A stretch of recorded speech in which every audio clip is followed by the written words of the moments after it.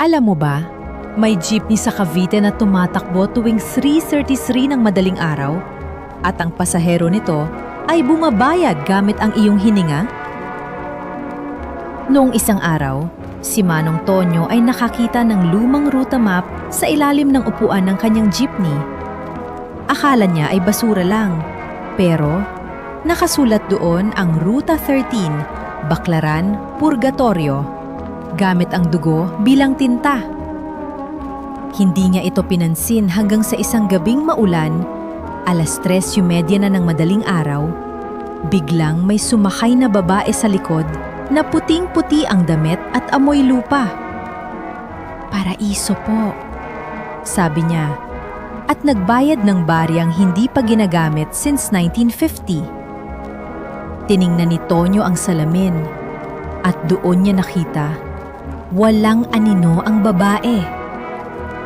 "Kuya," bulong nito na parang galing sa ilalim ng tubig. "Hindi mo ba napapansing ikaw ang nagmamaneho, pero wala kang paa sa pedal?" Nagulat si Tonyo at tumingin sa kanyang paa. Totoo nga, nakalutang lang ang mga ito sa hangin habang ang manibela ay gumagalaw mag-isa. "Alam mo," sabi ng babae habang nagdidilim ang mukha, 50 taon na akong sumasakay. Hinihintay ang susunod na driver."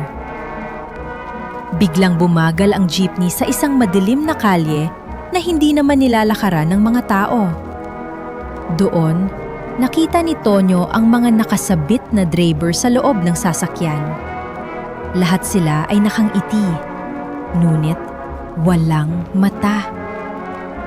"Kuya, welcome sa Ruta 13. Bulong nilang sabay-sabay. "Hindi ka na makakababa, maliban na lang kung may papalit sa'yo." At doon niya nakita ang kanyang sarili sa salamin. Kulay abona ang balat at dugwan ang uniporme. Umiiyak si Tonyo habang tumatakbo ang jeepney papuntang isang ilog na hindi naman dapat nandoon sa Cavite. Pero bigla niyang naalala ang sinabi ng babae, "Maliban na lang kung may papalit sa'yo." Tiningnan niya ang ruta map na nasa bulsa niya at doon niya nakita may blankong space para sa pangalan. Alam mo yung feeling na kailangan mong pumili? "Tito," tawag niya sa isang batang nakatayo sa kanto, "gusto mo bang matuto magmaneho? Libreng biyahe papuntang Paraiso." Sumakay ang bata. At nang ibigay ni Tonyo ang map sa kanya, biglang naging malinaw ang lahat.